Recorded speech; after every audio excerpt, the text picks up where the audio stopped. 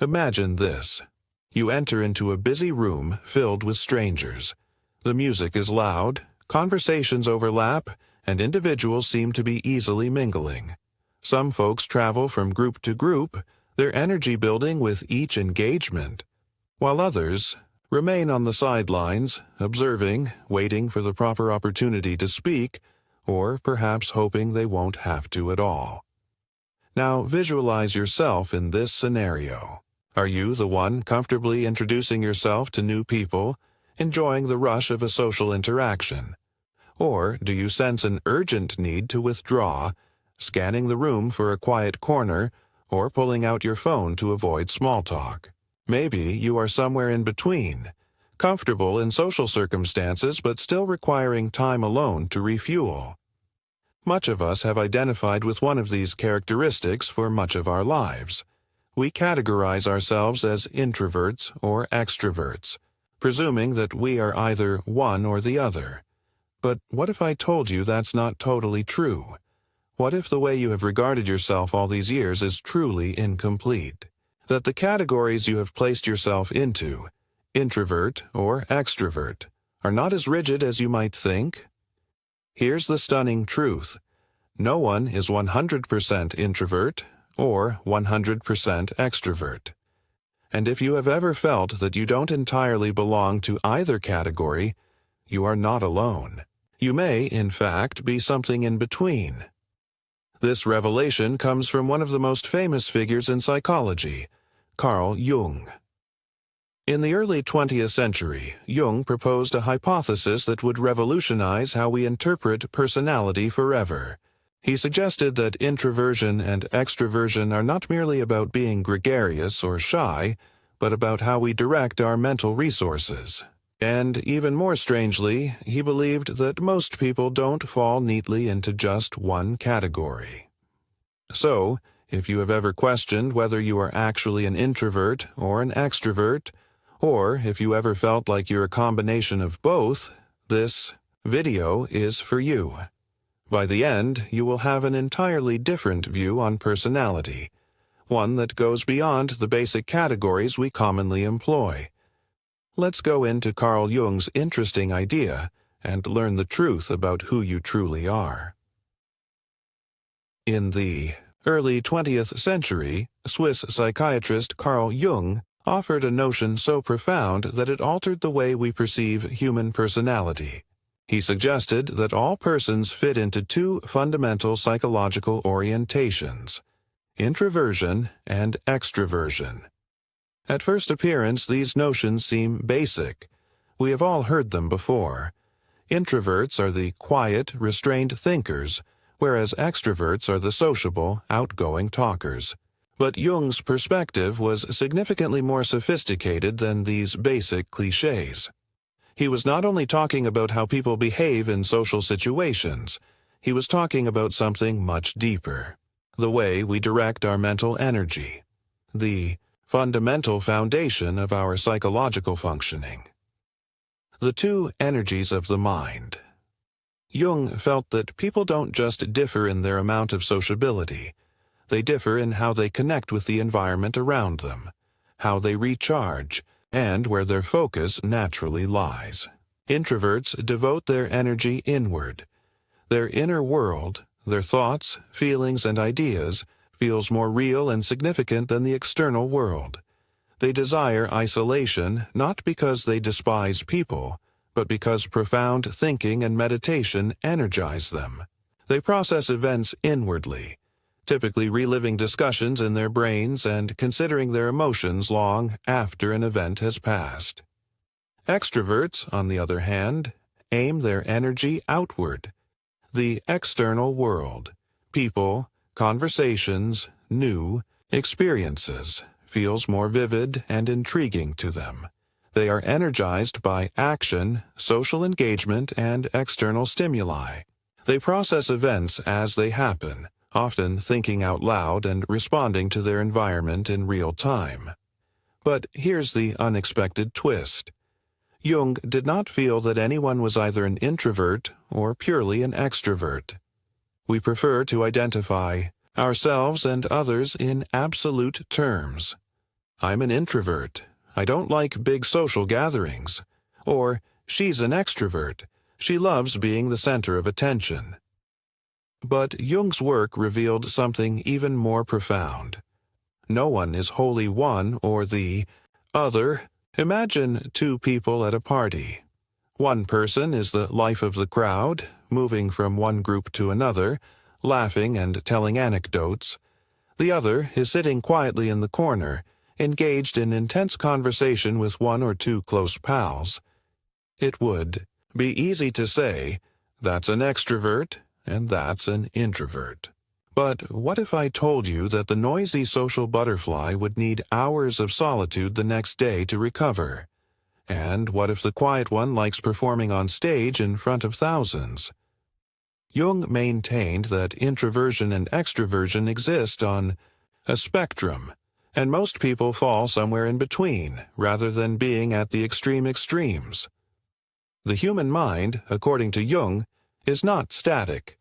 It's a constant push and pull between these two energies.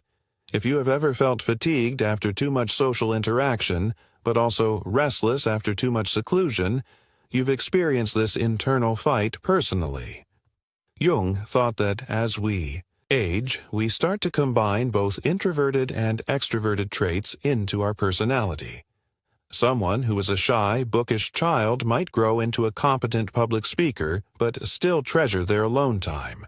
A very social teenager could eventually discover a fondness for deep introspection. We don't just be introverts or extroverts our entire lives. We change, we adapt, we balance. And here's the most fascinating part. Jung's hypothesis led to the revelation that many people don't strongly identify as either introverts or extroverts. Instead, they exist in the center ground. In the next section, we will investigate this third category, one that modern psychology names the ambivert, and why understanding it can change the way you see yourself forever. Imagine a straight line, stretching from one extreme to another. On one end, you have severe introversion, persons who eschew social engagement totally, preferring intense seclusion, sometimes to the point of isolation. On the other end, there's severe extroversion, persons who continually crave social connection, unable to operate without external stimulation. But here's the truth. The great majority of us exist somewhere in between. This is where the concept of the ambivert comes in. The ambivert, the best of both worlds. An ambivert is someone who possesses a balance of both introverted and extroverted qualities. Unlike the standard belief that people are either one or the other, ambiverts naturally shift between both tendencies depending on the situation. Carl Jung felt that while most persons have a dominating tendency, either introversion or extroversion, they are not permanently set in one category. Instead, their personality may adjust, moving smoothly along the spectrum. Think about it. Have you ever loved social occasions yet subsequently felt the urge to be alone and recharge? Engaged in serious, profound conversations, yet also loved light, casual small talk? Felt exhausted after too much solitude, yet also overwhelmed by too much social interaction? If you responded yes to these, you might well be an ambivert. Ambiverts are extremely adaptive since they have both introverted and extroverted characteristics. They can navigate varied social contexts with ease. They know when to listen and when to speak. They may work effectively alone, but also flourish in group settings. They are comfortable in social circumstances but also appreciate their personal space. This adaptability gives them a unique advantage in professions like leadership, sales, public speaking, and creative work. Studies have even demonstrated that ambiverts tend to outperform both introverts and extroverts in professions that involve social contact because they automatically adapt their approach dependent on the individual and scenario. The quickest method to find out is by assessing your energy levels and preferences. Ask yourself, Do I enjoy socializing in moderation rather than continuously or rarely? Do I appreciate alone time, but not to the extent that I feel isolated? Can I vary between being outgoing and reserved depending on the context? Do I feel fatigued by too much social interaction but also restless after too much solitude? If you resonate with these phrases, you likely have ambiverted inclinations. Jung's greater message: you are not stuck in one box. Carl Jung's thesis was not simply about dividing people into categories. It was about understanding the intricacy of the human mind. Many of us have been conditioned to think of ourselves in absolute terms. I'm an introvert, so I must avoid social situations. Or, I'm an extrovert, so I must always be outgoing. But the truth is, personality is fluid. It varies with time, environment, and life events. Jung's theory advises that instead of rigidly classifying ourselves, we should accept the dynamic character of our mind. This brings us to a deeper question. If we are not entirely introverted or extroverted, what does that indicate about the way we develop as individuals? In the next section, we'll study Jung's concept of personality integration and why the ultimate goal is not to be an introvert or an extrovert, but to become a full, balanced individual. Are you born an introvert or extrovert, or do you become one over time? It's an issue that has interested psychologists for decades. Some think that personality is essentially hereditary, stored in our DNA before we even take our first breath. Others feel that our environment, our upbringing, society, and life experiences plays a far more fundamental part in creating who we become. Carl Jung's perspective: it's both. Jung felt that while we may have an intrinsic leaning toward introversion or extroversion, our environment has the potential to mold, refine, and even override these natural inclinations. Think back to your childhood. Were you encouraged to be loud and gregarious, or were you trained to be reserved and reflective? A child raised in a loud, sociable setting where family gatherings are regular and talks are vibrant may develop extroverted characteristics, even if they were initially predisposed toward introversion. On the other side, a youngster who grows up in a quiet, bookish family where profound thinking and solitude are encouraged may incline toward introversion, even if they have outgoing features. Parents, teachers, and early social encounters promote behaviors. A naturally introverted child who is consistently complimented for speaking up may learn to develop extroverted traits. Likewise, an outgoing child who is repeatedly encouraged to settle down or be quiet may conceal their natural expressiveness. Beyond the house, society itself has expectations regarding personality. In Western cultures, extroversion is generally encouraged. Schools praise participation, employers favor extroverted personalities, and networking is considered as crucial for success.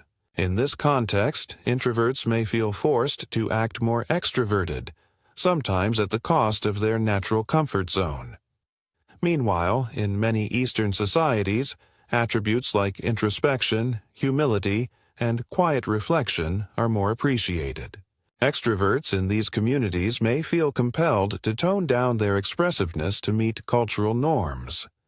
Jung highlighted that true self-awareness comes from recognizing how these external circumstances shape our internal environment.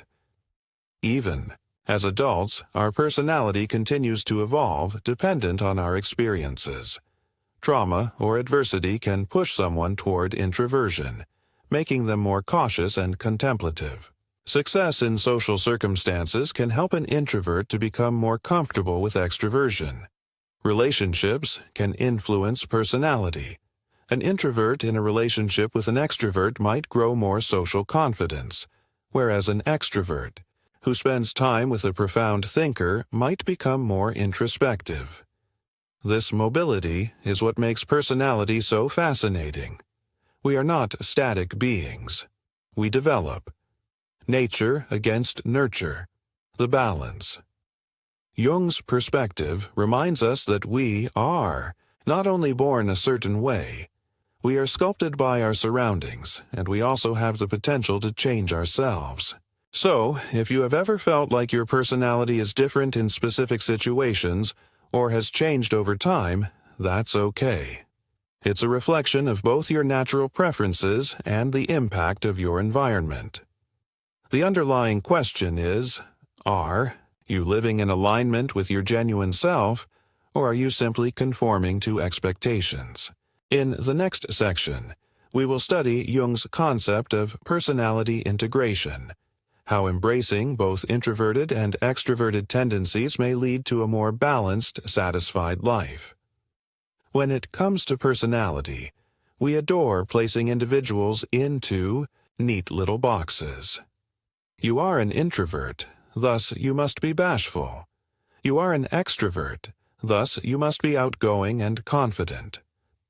But Carl Jung's work demonstrates that personality is significantly more complex than these basic designations. Let's dispel some of the biggest myths regarding introverts and extroverts. Myth number 1. Introverts are shy. Extroverts are boisterous. Truth: introversion has nothing to do with shyness. Many people feel that being an introvert means being socially awkward or scared to speak out, but introversion is not about a lack of confidence. It's about how a person recharges their energy. An introvert could adore public speaking, but require alone time afterward to recharge. An extrovert could be extroverted but still have social anxiety in certain settings. Shyness is a fear-based habit. It's about anxiety in social circumstances. Introversion, on the other hand, is a desire for solitude and intense reflection. You might be a confident introvert who appreciates deep conversations just as you can.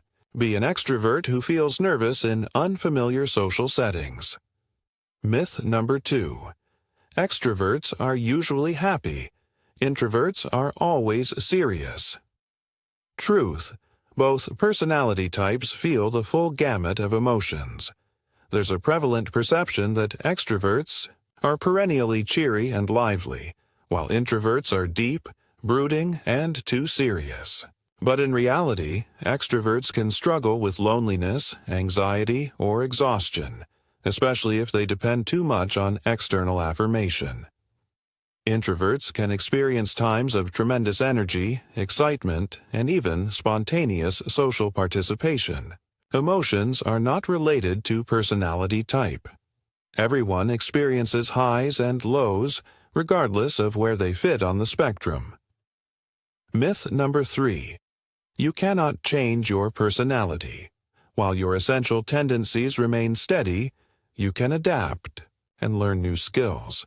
Many people believe that their personality is determined from birth, that if you are an introvert, you will always avoid social situations, or if you are an extrovert, you will always want stimulation. But psychology argues otherwise. Carl Jung thought that true personal growth came from blending both introverted and extroverted tendencies.